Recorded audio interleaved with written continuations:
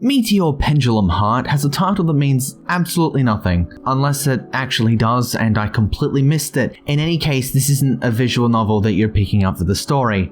For some reason, I seem to go into a lot of these eroge adventures expecting a compelling narrative, and you know what? Sometimes I luck out. Not with this one, though.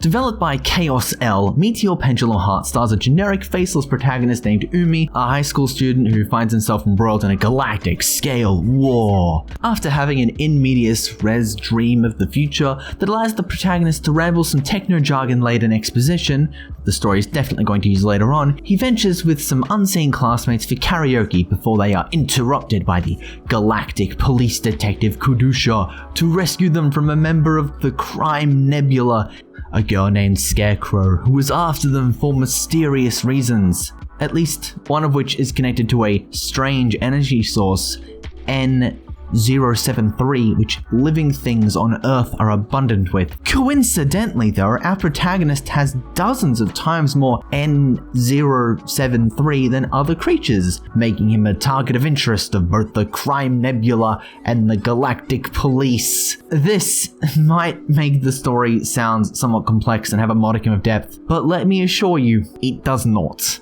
This is an incredibly generic erotic visual novel that provides little more than an excuse plot for H scenes later on.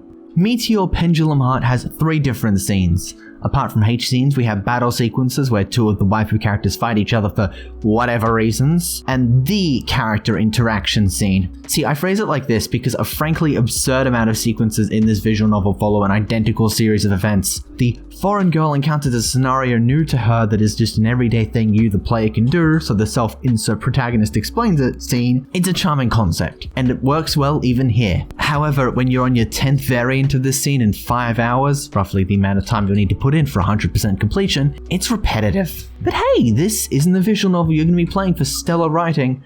That's a footnote in the grand scheme of things. You're here for the visual aspect. Well, let's start with the title screen. It's a collection of portraits placed in various sizes on a fairly simple background, eschewing a film poster. Can't complain about that. The fairly simple background is a fun little geometric thing carried into other menus with different color palettes, and as well as the text box.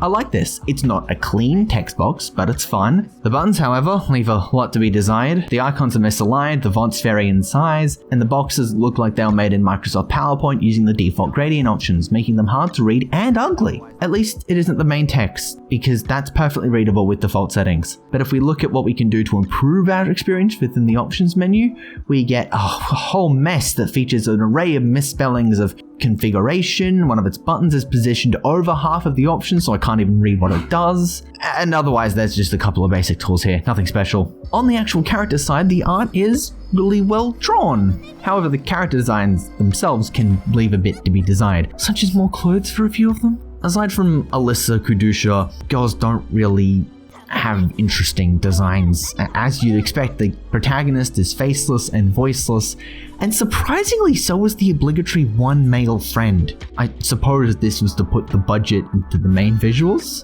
There's a rather limited amount of regular CGs in this game, but the ones that do exist look really good. As this is a Just USA published title, you'll not have to download an external patch for the real reason you came here, the H scenes. There's a whole damn lot of them that remain consistent in quality, which will definitely give you your money's worth in that regard.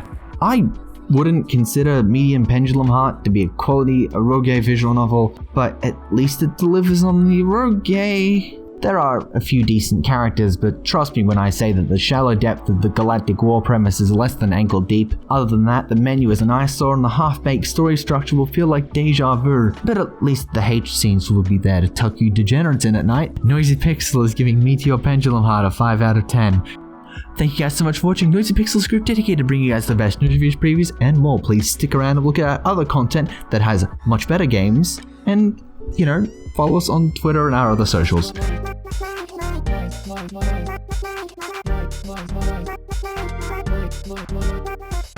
Noisy Pixel.